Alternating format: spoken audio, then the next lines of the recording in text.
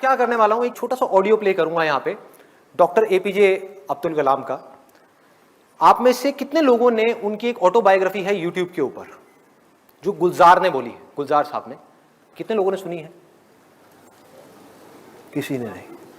देखो क्या हो रहा है। हनी सिंह के गाने कितने लोगों ने सुने हैं? 4 bottle vodka, 4 bottle vodka, 4 bottle vodka. उसमें सनी लियोन दिख रही है डांस करती हुई। माइंड हमारा वर्ड्स में सोचता नहीं है, पिक्चर्स में सोचता है। तो जैसे ही वो गाना चलेगा माइंड के अंदर सनी लियोन आएगी, सनी लियोन आएगी, आप नेट पे जाकर के सनी लियोन सर्च करोगे, हो गया टाइम पास। क्या होगा? बोलते रहेंगे आपके पेरेंट्स, बेटा ये मत कर, वो मत कर। नहीं मम्मा कुछ नहीं कर रहा, मैं तो पढ़ाई कर रहा हूं। कौन सी पढ़ाई होगी? क्यों करोगे पढ़ाई? कोई वजह ही नहीं है पढ़ाई करने की। If you need a reason to do something extraordinary, you need a purpose.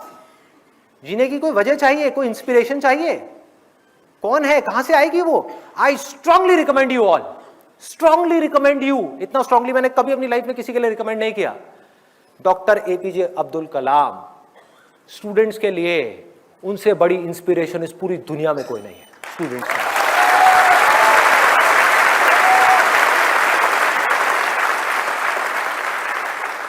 Play कर दो एक बार, वो ऑडियो प्ले कर दो।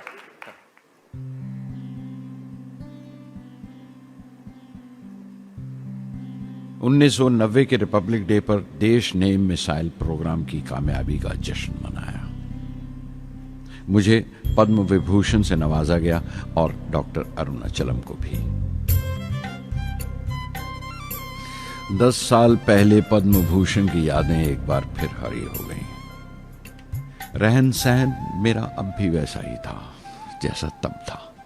10 बाय 12 का एक कमरा किताबों से भरा हुआ और कुछ जरूरत का फर्नीचर जो किराए पर लिया था। फर्क इतना ही था कि तब यह कमरा त्रिवेंद्रम में था, अब हैदराबाद में।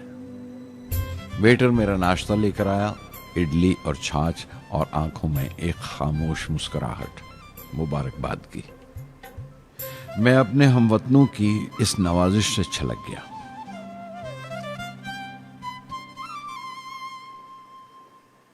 मैं जानता हूं कि बहुत से साइंसदान और इंजीनियर मौका मिलते ही वतन छोड़ जाते हैं, दूसरे मुल्कों में चले जाते हैं ज्यादा रुपया कमाने के लिए, ज्यादा आमदनी के लिए। लेकिन ये आदर, मोहब्बत और इज्जत क्या कमा सकते हैं जो उन्हें अपने वतन से मिलती है। 15 अक्टूबर 1991 में 60 साल का हो गया। मुझे अपने रिटायरमेंट का इंतजार था। चाहता था कि गरीब बच्चों के लिए एक स्कूल खोलूं।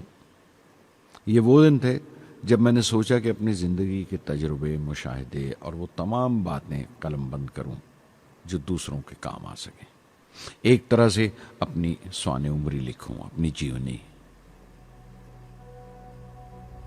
मेरे ख्याल में मेरे वतन के नौजवानों को एक साफ नजरिए और दिशा की ज़रूरत है।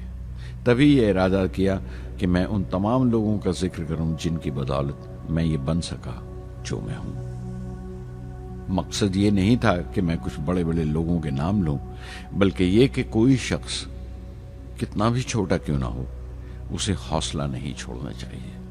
मसले, मुश्किलें जिंदगी का हिस्सा हैं और तकलीफें कामयाबी की सच्चाइयां हैं। जैसा कहा है किसी ने, खुदा ने यह वादा नहीं किया कि आसमान हमेशा नीला ही रहेगा, जिंदगी भर फूलों से भरी राहें मिलेंगी। खुदा ने यह वादा नहीं किया कि सूरज है तो बादल नहीं होंगे, खुशी है तो गम नहीं, सुकून है तो दर्द नहीं होगा। मुझे ऐसा कोई गुरूर नहीं कि मेरी जिंदगी सबके लिए एक मिसाल बनेगी, मगर यह हो सकता है कि कोई मायूस बच्चा किसी गुमनाम सी जगह पर जो समाज के किसी माजूर हिस्से से ताल्लुक रखता हो, ये पढ़े और उसे चैन मिले, ये पढ़े और उसकी उम्मीद रोशन हो जाए। हो सकता है ये कुछ बच्चों को नाउमीदी से बाहर ले आए और जिसे वो मजबूरी समझते हैं वो मजबूरी ना लगे। उन्हें यकीन रहे कि वो जहां भी हैं खुदा उनके साथ है। काश हर हिंदुस्तानी के दिल में जलती हुई लौ को पर लग जाए और उस लौ की परवाज से सारा आसमान रोशन हो जाए।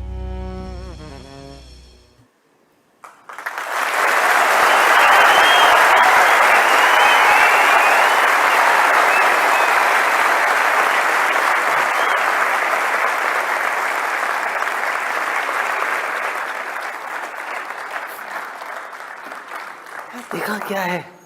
हाँ,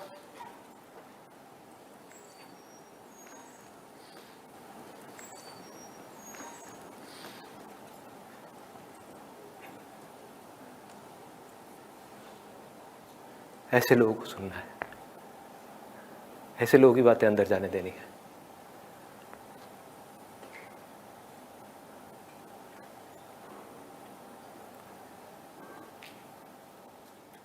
सोचो अगर आपकी भी सोच ऐसी हो जाए तो क्या होगा? सोचो।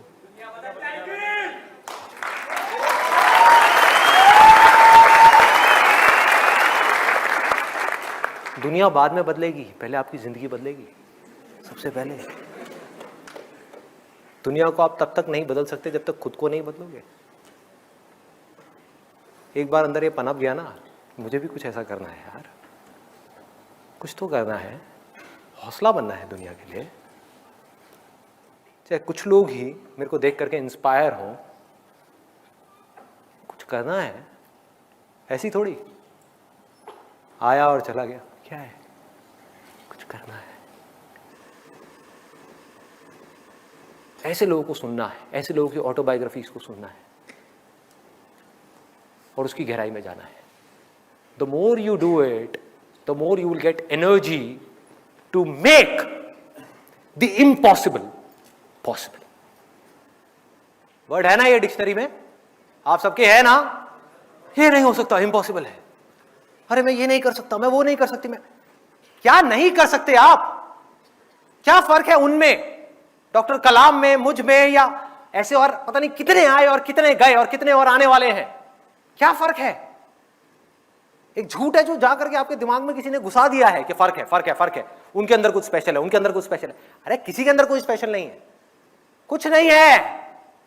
जिसका डिजायर जितना बड़ा है उसकी सक्सेस उतनी ही बड़ी है।